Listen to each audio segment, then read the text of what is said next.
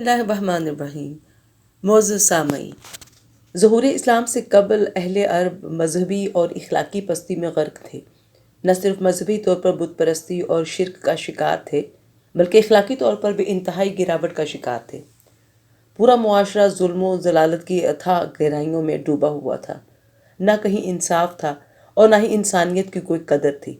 ظہور اسلام کے نتیجے میں اہل عرب میں تہذیب و تمدن اور شعور کی ایسی آگہی پیدا ہوئی جس نے نہ صرف پورے عرب بلکہ دنیا بھر کو تہذیب کے اعلیٰ معیار سے ہمکنار کیا۔ مدینہ کے افق پر ابھرنے والی رسالت کی ضیاء پاش کرنوں نے نہ صرف پورے عرب کو بلکہ تمام عالم کو منور کر دیا۔ نبی اکرم صلی اللہ علیہ وآلہ وسلم کے تربیت یافتہ صحابہ کرام رضوان اللہ اجمعین کے ایمان کا یہ عالم تھا کہ ہر آزمائش میں چٹان کی طرح مضبوط کھڑے رہے، اور کیسی ہی کڑی آزمائش اور سختی ان پر ڈھائی گئی مگر ان کا ایمان متزلزل نہ کر سکی۔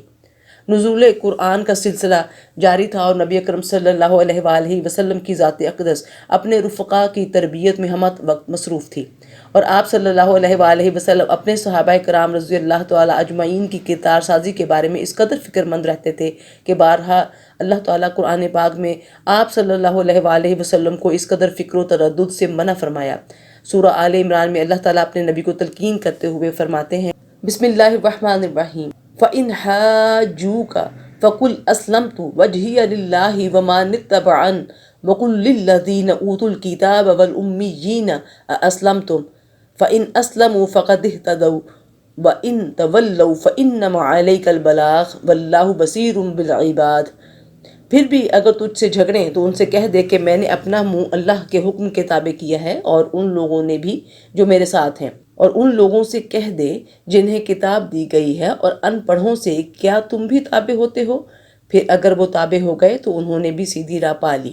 اور اگر وہ منہ پھیریں تو تیرے ذمہ فقط پہنچا دینا ہے، اور اللہ بندوں کو خوب دیکھنے والا ہے۔ اسی طرح سورہ بقرہ میں ارشاد ہوتا ہے، اِنَّا أَرْسَلْنَاكَ بِالْحَقِّ بَشِيرًا وَنَذِيرًا وَلَا تُسْأَلُ عَنْ أَصْحَابِ الْجَحِيمِ۔ ہم نے آپ کو حق کے ساتھ خوشخبری دینے والا اور ڈرانے والا بنا کر بھیجا ہے، اور جہنمیوں کے بارے میں آپ سے پرستش نہیں ہوگی۔ لیکن آپ صلی اللہ علیہ وآلہ وسلم کی حقیقی اور پرکشش شخصیت کا ہی سحر تھا کہ مدینہ المنورہ ایک قلیل عرصے میں ادب، احترام اور تہذیب کے اعتبار سے تمام عالم میں مثال بن گئے۔ اسی تہذیب یافتہ معاشرے کے تزکیہ نفس کا یہ عالم تھا کہ ہر مسلمان اپنے نفس کی پاکیزگی میں دوسروں پر سبقت لے جانا چاہتا تھا۔ ایک مرتبہ آپ صلی اللہ علیہ وآلہ وسلم اپنے رفقا اور صحابہ کرام رضی اللہ تعالیٰ اجمعین کے ہمراہ مسجد نبوی صلی اللہ علیہ وآلہ وسلم میں تشریف فرما تھے، اور سائل آپ صلی اللہ علیہ وآلہ وسلم سے مختلف امور پر استفسار کر رہے تھے۔ اتنے میں ایک باپردہ خاتون آپ صلی اللہ علیہ وآلہ وسلم کی خدمت میں حاضر ہوتی ہیں۔ خاتون کو دیکھ کر حاضرین مجلس خاموش ہو جاتے ہیں۔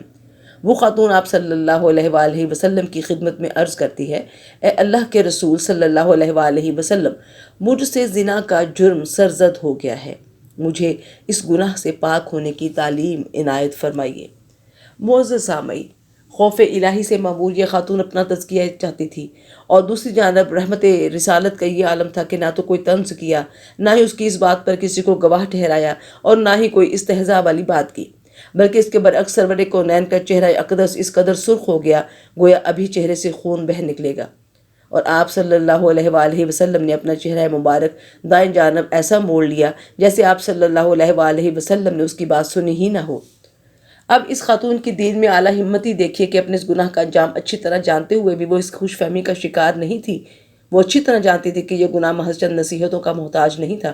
اور نہ ہی تھوڑی سی جسمانی سزا یا چند کوڑے کھانے سے یہ گناہ دھل جائیں گے، بلکہ وہ اچھی طرح جانتی تھی کہ اس جرم کی سزا تا مرگ پتھروں کی بوچھاڑ ہے،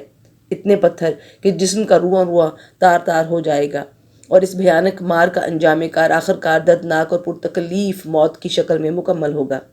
لیکن اللہ کا خوف اس قدر حاوی ہے کہ نفس امارہ کے باعث جو گناہ وہ کر بیٹھے ہیں، اور اللہ اور اس کے رسول صلی اللہ علیہ وآلہ وسلم کی نافرمانی ہو گئی ہے، تو ہر صورت وہ اس کا کفارہ اور ازالہ کرنے اور معافی کے بدلے ہر قیمت دینے کو تیار ہیں۔ دوسری طرف رحمت عالم صلی اللہ علیہ وآلہ وسلم اس لیے اعراض برت رہے ہیں کہ شاید یہ عورت رجوع کر لے، کیونکہ آپ صلی اللہ علیہ وآلہ وسلم نے محض ایک مرتبہ اعتراف کر لینے کو حد کے نفاذ کے لیے ضروری نہیں سمجھا، اور زنا کے معاملے میں حد کے نفاذ کے لیے 4 گواہوں کی شرط رکھی گئی ہے، یہاں تک کہ اگر ان چاروں میں سے ایک شخص اپنا بیان بدل لے اور باقی 3 لوگ رہ جائیں تو حد ساقط ہو جائے گی، تاہم کہ زنا کے نتیجے میں عورت کو حمل ہو جائے تو حد نافذ ہو جائے گی۔ اس عورت کو جو قبیلہ غامدیہ سے تعلق رکھتی تھی، نبی اکرم صلی اللہ علیہ وآلہ وسلم سے عرض کی، اے اللہ کے رسول صلی اللہ علیہ وآلہ وسلم، میری اس غلطی کی وجہ سے میں حاملہ ہو گئی اور ایک ننھی روح میرے اندر پروان چڑھ رہی ہے۔ آپ صلی اللہ علیہ وآلہ وسلم نے فرمایا، جاؤ اور جب تم بچے کی ولادت سے فارغ ہو جاؤ تب آنا۔ وہ خاتون وہاں سے چلی گئی اور بچے کی ولادت کے بعد دوبارہ نبی اکرم صلی اللہ علیہ وآلہ وسلم کی خدمت میں حاضر ہوئی۔ معزز سامعین، اس خاتون کے تقوی اور صبر کا پیمانہ دیکھیے کہ وہ اپنے موقف پر نہ صرف ثابت قدم رہی بلکہ تزکیہ نفس کے معاملے میں کس قدر پیش رو نکلی۔ اللہ تعالیٰ کا قرآن پاک میں ارشاد ہے، جب ان سے کوئی ناشائستہ کام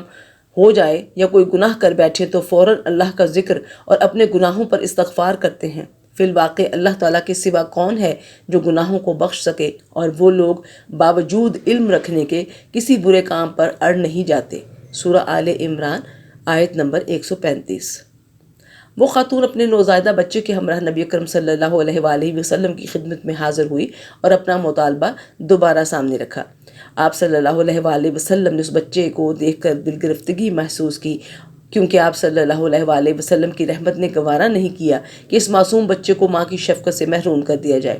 چنانچہ آپ صلی اللہ علیہ وآلہ وسلم نے فرمایا، جاؤ پہلے اس بچے کی پرورش کرو اور اسے دودھ پلاؤ، جب اس کا دودھ چھڑا دو تو پھر میرے پاس آنا۔ وہ خاتون بچے کو لے کر چلی گئیں اور حکم رسالت کے مطابق بچے کی پرورش کرتی رہی، لیکن ساتھ ہی ساتھ اس کا ایمان بھی مضبوطی کی منازل طے کرتا چلا گیا۔ جب بچہ دودھ کے علاوہ ہلکا پھلکا کھانے کی